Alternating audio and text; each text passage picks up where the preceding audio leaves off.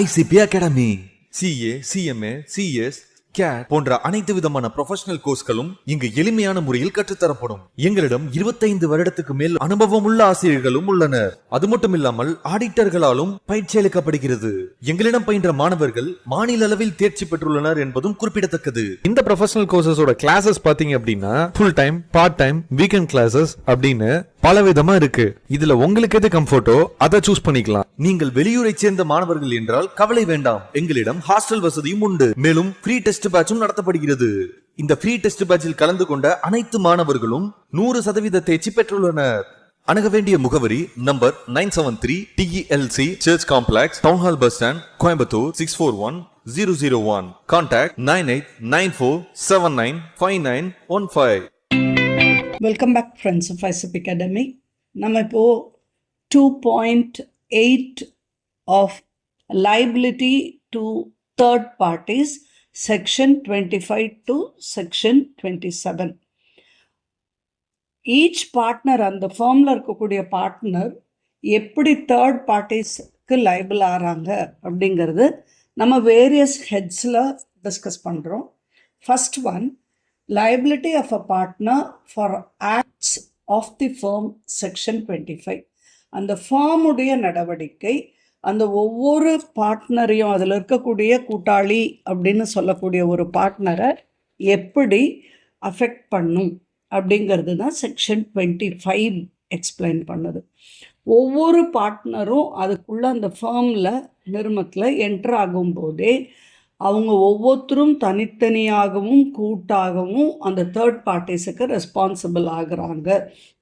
அது எக்ஸ்ப்ரெஸ்ஸாக இருந்தாலும் சரி, இம்ப்ளைட் அத்தாரிட்டியாக இருந்தாலும் சரி, அது பார்ட்னர்ஷிப்புக்குள்ளே அவங்க பார்ட்னராக என்ட்ரு ஆகும்போதே அது அவங்களுடைய கடமை ஆகிறது அப்படின்னு பார்க்குறோம். ஏன் அப்படின்னு சொன்னால், அந்த பார்ட்னர்ஷிப்புடைய ஸ்கோப் ஆஃப் அத்தாரிட்டின்னு சொல்கிறோம். அப்போது அந்த பிஸ்னஸ்க்காக அந்த பார்ட்னர்ஷிப் ஃபார்ம் என்ன செயல்பாடுகள் செய்யுதோ அது இவங்களை எல்லாரையும் கட்டுப்படுத்தும், ஒவ்வொருவரையும் தனித்தனியாகவும் கூட்டுவாகவும் கட்டுப்படுத்தும் அப்படிங்கிறது அந்த பார்ட்னர்ஷிப் ஆக்டுடைய விதியாக இருக்குது. அப்போது ஆக்ட் ஆஃப் த ஃபார்ம் அப்படிங்கிறது அந்த ஒரு சொல் தொடர் என்ன சொல்லுது அப்படின்னு கேட்டோம்னா, எதை உணர்த்துது அப்படின்னு கேட்டால், ஒவ்வொரு பார்ட்னரையும் அந்த தேர்ட் பார்ட்டிஸ் தனியாகவோ கூட்டாகவோ அந்த ஃபார்முடைய நடவடிக்கையாக சட்ட ரீதியாக அவங்க மேலே கேஸ் போட முடியும். அந்த ஒரு செயல்பாடு, பிஸ்னஸ் ஃபார்முடைய செயல்பாடு அவங்கள கட்டுப்படுத்தும் அப்படிங்கிறது செக்ஷன் 25 எக்ஸ்பிளைன் பண்ணுது. இந்த ஒரு செயல், எந்த செயலுக்காக அந்த தேர்ட் பார்ட்டி அந்த பார்ட்னரை கட்டுப்படுத்த பார்க்குறாரோ, சட்டம் படி அணுக பார்க்குறாரோ, அந்த செயல்பாடு அவர் பார்ட்னராக இருக்கும்போது நடைபெற்ற ஒரு செயலாக இருக்கணும். அந்த பார்ட்டி இவரை அந்த கேஸுக்காகவோ அந்த ஒரு செயலுக்காகவோ அவங்கள என்ஃபோர்ஸ் லா வழியாக அவங்கள இது பண்ணும் அணுகும்போது, அந்த செயல் செய்யப்பட்ட எந்த ஒரு செயலுக்காக சட்ட ரீதியாக அணுகிறாங்களோ அந்த செயல் அந்த நபர், அந்த யாரை இவங்க என்ஃபோர்ஸ் பண்ண பார்க்குறாங்களோ, எந்த பார்ட்னர் என்ஃபோர்ஸ் பண்ண பார்க்குறாங்களோ அந்த பார்ட்னர் அந்த செயல் நடந்த சமயத்தில் அந்த பார்ட்னர்ஷிப்பில் ஒரு பார்ட்னராக இருக்கணும், அவரும் ஒரு கூட்டாளியாக இருந்திருக்கணும் அப்படிங்கிறது கண்டிஷன். இப்போ இதை எக்ஸாம்பிள் 10 டெக்ஸ்டுவல் எக்ஸாம்பிள் எப்படி எக்ஸ்பிளைன் பண்ணுதுன்னு பார்க்கலாம். ஒரு சில நபர்கள் ஒரு ஃபார்முக்கு பார்ட்னர்ஸாக இருக்காங்க. அந்த பார்ட்னர்ஸாக இருக்கும்போது அந்த ட்ரேட்மார்க்கு தவறாக அந்த ஃபார்ம்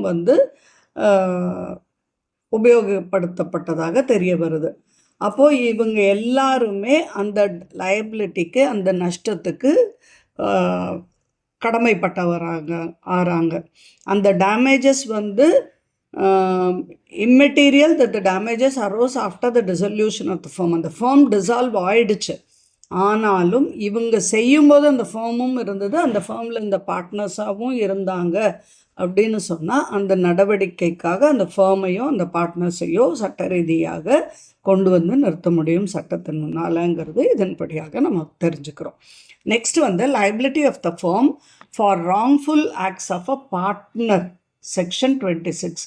ஒரு ஃபர்ம் எப்படி ஒரு பார்ட்னருடைய தவறுதலான செய்கைக்கு பொறுப்பாளி ஆகுது அப்படிங்கிறது தான் செக்ஷன் 26 எக்ஸ்பிளைன் பண்ணுது.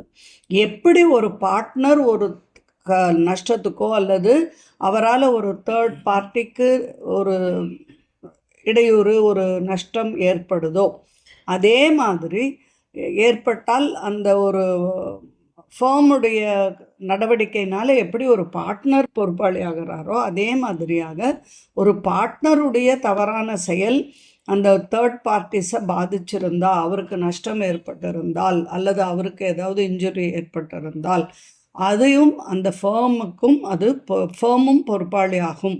எப்படி அப்படின்னு கேட்டால் அந்த நடவடிக்கை அந்த பிஸ்னஸுக்காக செய்யப்பட்ட ஒரு செயலாக இருக்கணும். சாதாரணமாக பிஸ்னஸ்க்காக செய்யக்கூடிய ஒரு செயலாக இருக்கணும். அந்த பார்ட்னர்ஸுடைய அத்தாரிட்டியில் செய்யப்பட்டதாக இருக்கும். பார்ட்னர் அப்படிங்கிறவர் அதனை செய்யக்கூடிய ஒரு பொறுப்பில் இருந்து அதை செஞ்சதாக இருக்கணும். அப்படி இருக்கும்போது அந்த செய்கையினால் ஒரு மூன்றாம் நபருக்கு ஏதாவது நஷ்டமோ தவறுதலாக செய்ததுனால ஏதாவது ப்ராப்ளம் வந்திருந்தாலோ அதுக்கு இந்த ஃபர்ம் நஷ்டத்தை ஈடு செய்யக்கூடிய வகையிலையோ அல்லது சரி செய்யக்கூடிய வகையிலையோ பொறுப்பாளி ஆகுது அப்படின்னு பார்க்குறோம். இந்த இடத்துல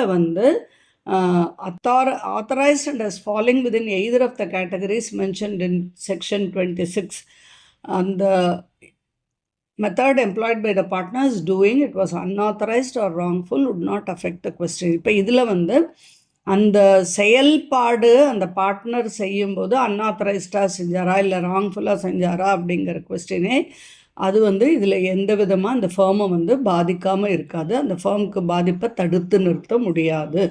அந்த பார்ட்னர்ஸ் ஆஃப் த ஃபேர்ம் எப்படி தேர்ட் பார்ட்டிக்கு இன்ஜுரிக்கோ லைபிலிட்டிக்கோ அவரால் செய்கைக்கு செய்த செயலுக்கு பொறுப்பாளி ஆகிறாரோ அதே மாதிரி அந்த பார்ட்னர் செய்யாமல் நெக்லிஜெண்ட்டாக ஒரு பொறுப்பில்லாமல் நடந்துக்கிட்டதுனால ஏற்படக்கூடிய விஷயத்தினால நஷ்டம் ஏற்பட்டாலும் அந்த ஃபேமும் அந்த பார்ட்னர்ஸும் அந்த நஷ்டத்துக்கும் பொறுப்பாளி ஆகுறாங்கங்கிறது தான் செக்ஷன் 26 சொல்லுது. இப்போ எக்ஸாம்பிள் இதை எப்படி சொல்லுதுன்னா, ஒரு 2 பார்ட்னர் இருக்கக்கூடிய ஒரு கரி குவாரி கோல் மைன் இதில்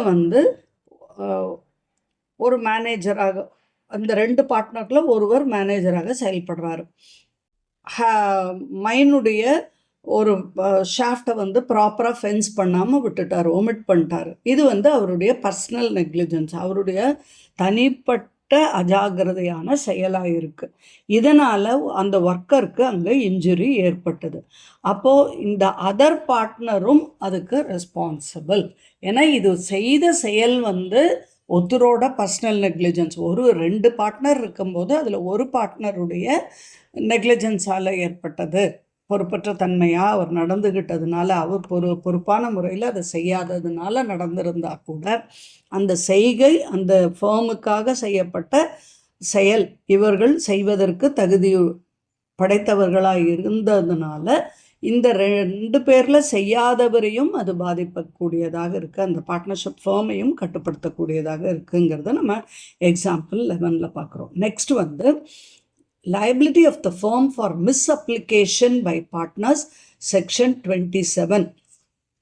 For liability of firm for misapplication by partners அப்படின்னு பார்க்கும்போது இந்த இடத்துல மிஸ்அப்ளிகேஷன் அப்படிங்கிறது மணியை குறிக்குது. மணி பணத்தை தவறுதலாக கையாள்வது அப்படிங்கிற அர்த்தத்தில் நம்ம இந்த செக்ஷன் 27 பேசுகிறோம்.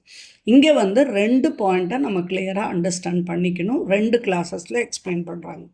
கிளாஸ் ஏ அப்படிங்கிறது ஒரு பார்ட்னர் அவருடைய உரிமையின் கீழ் அவருக்கு வழங்கப்பட்ட அத்தாரிட்டி, அவருக்கு அதுக்கு உரிமை இருந்து அந்த பணத்தை பார்ட்னராக அந்த நிறுவனத்திற்கு அந்த ஃபேமுக்கு வரக்கூடிய பணத்தை வசூல் பண்ணி அதை அவர் மிஸ்அப்ராப்ரியேட் பண்ணுறாரு இல்லை தவறுதலாக பயன்படுத்தினாரு அப்படின்னு சொன்னால் அந்த பணம் உண்மையாக அந்த ஃபேமுக்கு வந்த பின்னால் இவர் மிஸ்அப்ராப்ரியேட் பண்ணியிருக்கணுங்கிற அவசியம் இல்லை.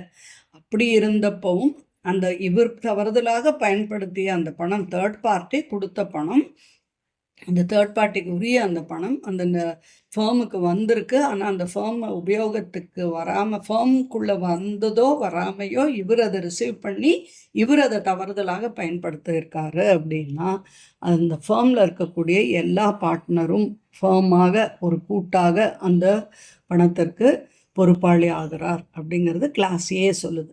அதே சமயம் கிளாஸ் பியில் என்ன சொல்லுது அப்படின்னா, அந்த நிறுவனத்துக்குள்ள பணம் வந்து ரெசிப்ட் ஆயிடுச்சு, அதுக்கப்புறம் இவர் எடுத்து மிஸ்அப்ராப்ரியேட் பண்ணியிருக்காரு, மிஸ்அப்ளை பண்ணியிருக்காரு, தவறுதலாக பயன்படுத்தியிருக்காரு அப்படின்னாலும் ஃபேர்ம் வந்து இதுக்கு பொறுப்பாளி ஆகுது. அப்படின்னா அந்த மற்ற பார்ட்னர்ஸ் யார் ஒருத்தர் தவறுதலாக பயன்படுத்தினாரோ அவர் மட்டுமல்லாமல் மற்றவர்களும் இதுக்கு பொறுப்பாளி ஆகிறாங்க அப்படிங்கிறது இந்த 2 கிளாஸஸ்லையும் நம்ம பார்க்குறோம்.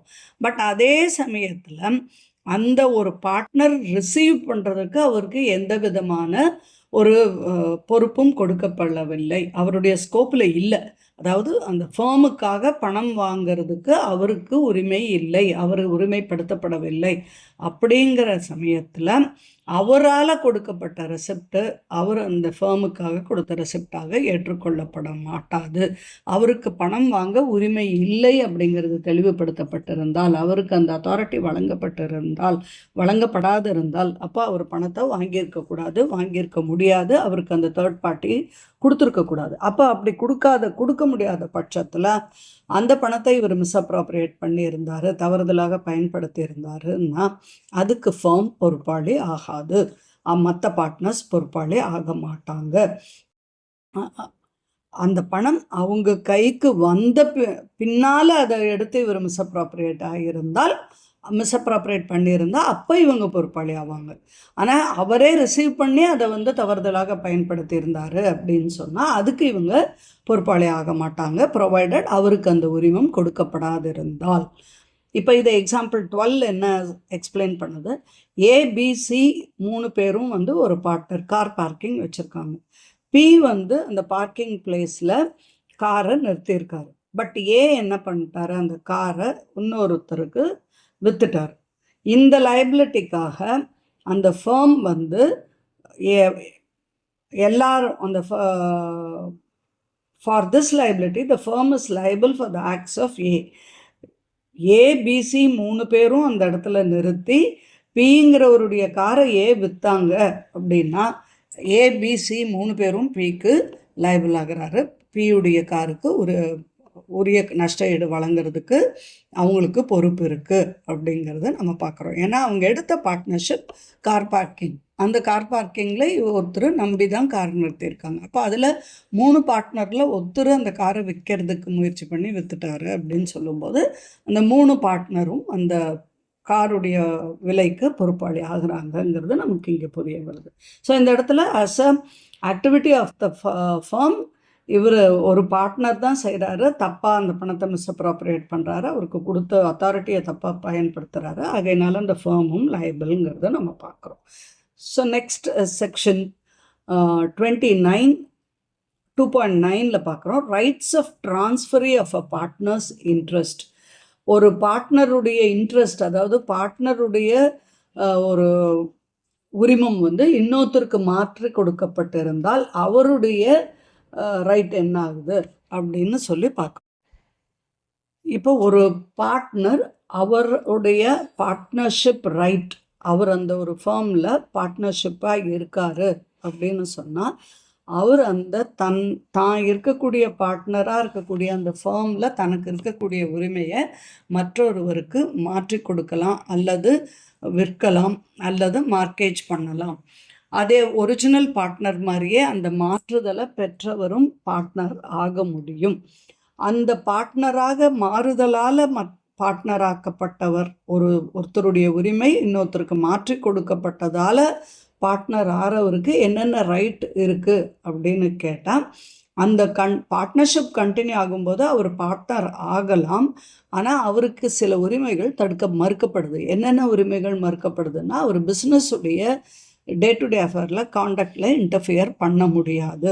2வது அக்கௌண்ட்ஸ் கேட்க முடியாது, அக்கௌண்ட்ஸை இன்ஸ்பெக்ட் பண்ண முடியாது. அவருடைய லாபத்தில் வரக்கூடிய பங்கை பெறுவதற்கு அவருக்கு உரிமை இருக்குது. டிரான்ஸ்ஃபரிங் பார்ட்னர் யார் ஒருவர் அவருக்கு டிரான்ஸ்ஃபர் பண்ணி கொடுத்தாரோ அவருக்கு என்ன லாப பங்கு வந்ததோ அந்த சதவீதத்தை இவர் வாங்கிக்கிறதுக்கு இவருக்கு உரிமை இருக்குது. அதே மாதிரி இவருக்கு அவருடைய ப்ராஃபிட்டில் என்ன அக்ரி பண்ணியிருந்தாரோ அதை பெறுவதற்கு மட்டும், அந்த அக்செப்ட் பண்ணுறதுக்கு மட்டும்தான் இவருக்கு உரிமை இருக்குது. ஆனால் அக்கௌண்ட்ஸை சேலஞ்ச் பண்ணி எனக்கு இவ்வளோ தான் வந்திருக்குன்னு கேட்குறதுக்கு இவர் உரிமை இல்லை. அதே மாதிரி அந்த ஃபார்ம் டிசால்வ் ஆச்சுன்னா அந்த டிசல்யூஷனில் என்னென்ன அந்த பார்ட்னராக இருந்தவருக்கு வர கடமைப்பட்டிருக்கோ, அசட்டில் பங்கோ இதோ எது வர கடமைப்பட்டிருக்கோ அதெல்லாம் இவர் ரிசீவ் பண்ணிக்க முடியும். அசட்டில் இருக்கக்கூடிய ஷேர்ஸை ரிசீவ் பண்ணலாம். அதே மாதிரி அது வரைக்கும் இருந்த ஒரு பங்கில் இவருக்கு என்னெல்லாம் வரலாம், அது வரைக்கும் செயல்பாடில் என்னென்ன இவருடைய பங்காக இருக்கோ அதெல்லாம் இவர் எடுத்துக்கலாம்.